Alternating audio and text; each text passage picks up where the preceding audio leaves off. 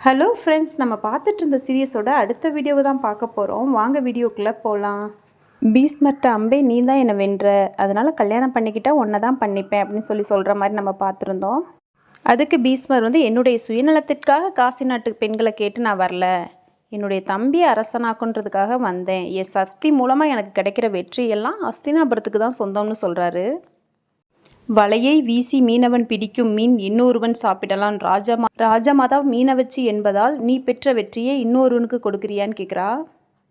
உடனே மந்திரி எந்திரிச்சு, இளவரசி அம்பையே, ராஜமாதாவை தவறாக பேசுவது ராஜ துரோகம்னு தெரியாதான்னு கேட்குறாரு. சத்தியவதி சொல்கிறா, நான் சொன்னனால தான் பீஸ்மர் காசி நாட்டுக்கு பெண் கேட்டு வந்தான். இப்போ கூட ஒன்றும் இல்லை, நீ என் பையனை கல்யாணம் பண்ணிக்கன்னா பண்ணிக்கலான்னு சொல்கிறா. அதோட கோமா சத்தியமாதாவை பார்த்து சொல்கிறா, முடியாது, திருமணம்னு எனக்கு ஒன்று நடந்தால் அது பீஸ்மர் கூட தான் அப்படின்னு சொல்கிறா. பீஸ்மர் சொல்கிறாரு, என்னை மன்னிச்சிருங்க, அது என்னால் முடியாது, திருமணம் செய்ய மாட்டேன்னு நான் சத்தியம் செய்தவன் அப்படின்னு சொல்கிறாரு. என்னுடைய அந்த சத்தியத்தை முடிச்சு வைக்க தான் நான் வந்திருக்கேன், என்னுடைய இந்த நிலைக்கு நீ தான் காரணம், அதனால் உனக்கு நான் நரக வாழ்க்கையை தருவேன்னு சொல்கிறா. ராஜமாதா சொல்கிறா, நீ நியாயம் கேட்டு வந்த மாதிரி இல்லை, பழி வாங்க வந்த மாதிரி இருக்குது அப்படின்னு சொல்கிறா.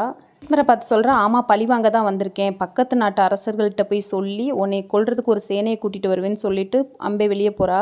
அம்பை வெளியில் போகலான்னு போகிறா. ஆனால் அங்கே உள்ள வீரர்கள்லாம் தடுக்கிறாங்க. ஏன்னா பீஸ்மரையும் ராஜமாதாவையும் தப்பாக பேசியிருக்கா இல்லையா, அதனால் அந்த நேரத்தில் அம்பை போட்டோம், தடுக்காதீங்கன்னு ராஜமாதா சொல்கிறா. அப்போ பீஸ்மர் சொல்கிறாரு, அம்பை நில் அப்படின்னு சொல்கிறாரு. அம்பை கிட்டே போய் சொல்கிறாரு, என்னை கொல்றதுக்கு ஒரு ஆயுதம் இது வரைக்கும் கண்டுபிடிக்கப்படலை கிடையாது அப்படின்ற மாதிரி சொல்கிறாரு. நீ இதை மற்ற அரசர்கிட்ட போய் சொன்னாலும் நம்ப மாட்டாங்க, நீ ஒருத்தர்கிட்ட நியாயம் கேட்கணும்னு நினச்சின்னா என்னுடைய குரு பரசுராமன்கிட்ட போ, அவர் மட்டும்தான் எனக்கு தண்டனை கொடுக்க முடியும்னு சொல்கிறாரு. அம்பை பரசுராமனை தேடி போகிறா. ரொம்ப தூரம் போகிறா, பல நாட்கள் போகிறா. அந்த இடத்துக்கு போயிட்டாலுமே பரசுராமனை அவளால் பார்க்க முடியல. அந்த இடத்துலேயே மயங்கி விழுந்துடுறா அம்பை. பரசுராமன் அந்த பக்கமாக வரும்போது பார்க்குறாரு. யாருமா நீ சொல்லுன்னு கேட்குறாரு. ஏதாவது பிரச்சனைனா நடந்து செல் அஸ்தினாபுரத்திற்கு, உனது மனதில் உள்ள குறையை என் அன்பு சீடன் பீஸ்மரிடம் சொல், அவன் உனக்கு நல்ல தீர்ப்பு வழங்குவான்னு சொல்கிறாரு. வேடன் இருக்கும் இடத்திற்கு மான் போகணுமா, எனக்கு அநியாயம் செய்தவனே அந்த பீஸ்மன்னு சொல்கிறா. அதுக்கு வாய்ப்பே இல்லை, பீஸ்மன் தப்பே செய்ய மாட்டான், நீ நல்லா யோசிச்சுப்பாரு, நீ செஞ்ச தப்பு உனக்கு என்னென்னு புரியும்னு சொல்லிட்டு கோவமாக போயிடுறாரு. இல்லை, நான் சொல்கிறது உண்மைதான் ஐயா அப்படின்னு பின்னாடியே போகிறா. அதே நேரத்தில் அஸ்தினாபுரத்தை காட்டுறாங்க. விசித்திரா வீரியனுக்கு அரசர் பட்டம் கொடுக்கறதுக்கு எல்லாம் தயார் செஞ்சுக்கிட்டு இருக்காங்க.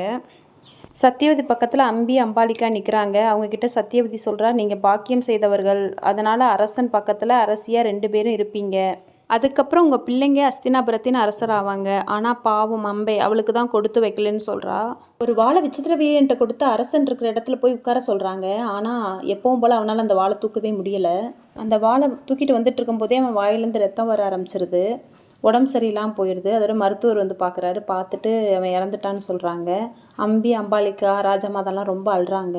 பீஸ்மர் அவருடைய பெரிய அம்பை வெளியில் எடுத்துகிட்டு போய் சூரியனை பார்த்து, சூரிய தேவா என் முன்னாடி வா, என்னுடைய தம்பியோட உயிரை உன் பையன் யமன் கிட்ட சொல்லி மீட்டுத்தான்னு கேட்குறாரு. சூரியதேவன் பீஸ்மர் என்ன செய்கிறான்னு கேட்குறாரு. என் கண்ணு முன்னாடியே என் தம்பி இறந்துட்டான், அஸ்தினாபுரத்தோட நிலை என்ன, அரசர் இல்லாமல் அஸ்தினாபுரம் என்னவாகும்னு கேட்குறாரு. பீஸ்மா கவலைப்படாத, அதுக்கு ஒரு வழி இருக்குன்னு சொல்லிட்டு சூரியதேவன் போயிடுறாரு. விசித்திர வீரியனுக்கு குழந்தை இல்லை, இறந்து போயிடுறான். அதனால் மருமகள் 2 பேர்கிட்டையும் சத்தியவதி ஒரு யோசனை சொல்கிறா.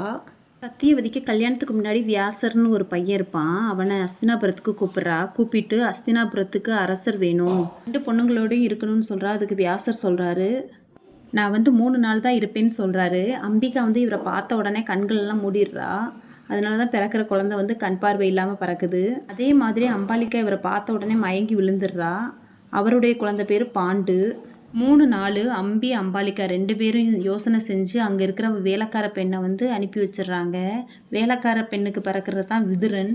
அதே நேரத்தில் அந்த பக்கத்தில் அம்பையை காட்டுறாங்க. நியாயம் கேட்டேன், எனக்கு நியாயம் வழங்கலை நீங்கள், அதனால் நான் தீயில எரிய போகிறேன், காலம் உள்ள வரைக்கும் ஒரு பெண்ணு தீயில எரிஞ்ச பாவம் உங்களை சேரட்டும்னு சொல்லிட்டு தீயில எரிய போகிறா. அதோட பரசுராமன் வெளியில் உனக்கு என்ன வேணும்னு கேட்குறாரு. பீஸ்மர் என்னை கல்யாணம் பண்ணிக்கணும், இல்லைனா சாகணும்னு சொல்கிறா. சரி, இதை போய் நீ பீஸ்மர்ட்டே கேளுன்னு சொல்கிறாரு. அம்பை அஸ்தினாபுரத்துக்கு போய் கேட்குறா, திருமணமா மரணமா, ஒரு கையில் கத்தி வச்சுருக்கா, இன்னொரு கையில் திருமணத்திற்கு பயன்படுத்துகிற ஒரு பொருள் வச்சுருக்கா. உங்களுக்காக உங்கள் குரு பரசுராமன் அனுப்பி வச்சுருக்காருன்னு சொல்கிறா. அதே நேரத்தில் அங்கே வர சத்தியவதி, உன் வாழ்க்கையை நீயே வீணாக்கிக்கிற, இப்போவும் அஸ்தினாபுரம் என்னை ஏற்றுக்கிறதுக்கு தயாராக இருக்குன்னு. என் தங்கச்சிங்களுக்கு என்ன கிடச்சிருக்கு, விதேவி பதவி, வியாசனுடைய தாழ்ச்சி குழந்தை கிடச்சிருக்குன்னு சொல்கிறா. இதில் சந்தோஷம் எங்கே இருக்குன்னு கேட்குறா. பீஷ்மருடைய தலை குனியணும், என் தலை உயரணும், அந்த சுகத்தை அடையிறதுக்கு தான் நான் காத்திருக்கேன் அப்படின்னு சொல்கிறா. பீஷ்மர் கத்தி எடுத்துகிட்டு பரசுராமன்கிட்ட போகிறாரு. பீஷ்மர் வந்து பரசுராமனை பார்க்க போனோன்னு பரசுராமன் சொல்கிறாரு, பீஷ்மா என் கூட சண்டை போடு, நீ அந்த சண்டையில் வின் பண்ணிட்ட அப்படின்னா உன் மேலே தப்பு இல்லைன்னு ஒத்துக்கிறேன்னு சொல்கிறாரு. அதுக்கு பீஷ்மர் சொல்கிறாரு, இந்த யுத்தத்தில் வந்து நான் வெற்றி பெற்றால் வந்து தோல்வி உங்களுடையதாகும் அப்படின்னு சொல்கிறாரு. ஸ்டூடெண்ட்டை வந்து குரு வந்து தோல்வியே பார்த்தாலும் அது வந்து குருவுக்கு வந்து பெருமை தான் அப்படின்னு சொல்கிறாரு. பரசுராமர் வந்து பீஷ்மர் மேலே தீப்பந்து வந்து விழுற மாதிரி அம்பு வச்சு பண்ணுறாரு. ஆனால் பீஷ்மர் வந்து அந்த தீப்பந்து எல்லாமே பூவாக மாறி பரசுராமர் மேலே விழுற மாதிரி பண்ணுறாரு. பரசுராமன் வந்து ரொம்ப கோவமாக சண்டை போட்டுட்ருக்காரு. ஆனால் பீஷ்மர் வந்து அடியை மட்டும்தான் வாங்கிட்டு இருக்காரு. பரசுராமன் சொல்கிறாரு, நீ ஒரு கோழையாக மாறிட்ட அப்படின்னு சொல்கிறாரு. இல்லை, என்னுடைய குருவை எதிர்த்து என்னால் சண்டை போட முடியாதுன்னு சொல்கிறாரு. இது என்னுடைய ஆணையை மீறுறதுக்கு சமம், என் மேலே வந்து மரியாதை இருந்தால் சண்டை போடு அப்படிங்கிறாரு. இதுக்கப்புறம் பீஷ்மரும் சண்டை போட ஆரம்பிக்கிறாரு. இதுக்கப்புறம் என்னாச்சுன்றதை அடுத்த வீடியோவில் பார்ப்போம்.